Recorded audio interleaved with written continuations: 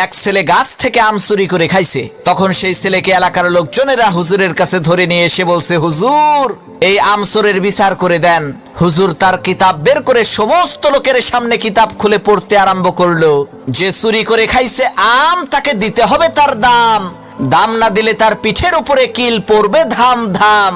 হুজুরের কিতাব শুনে এলাকার লোকজন সেই ছেলেটিকে কয়েকটা চর থাপ্পড় মেরে বিদায় করে দিল।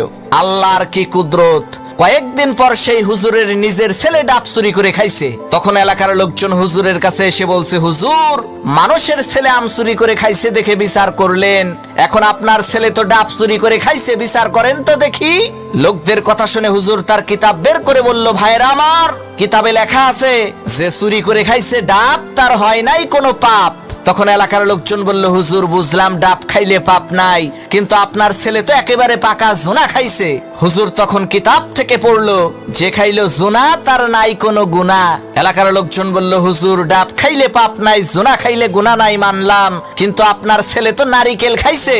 তখন হুজুর তার কিতাব থেকে পড়লো, যে নারিকেল খাইছে চুরি কইরা, তোমরা সবাই মুড়ি দাও তার হাত ধইরা, কারণ সে চুরি করে খাইছে নারিকেল, এর মানে একেবারে পরিষ্কার তার দেল।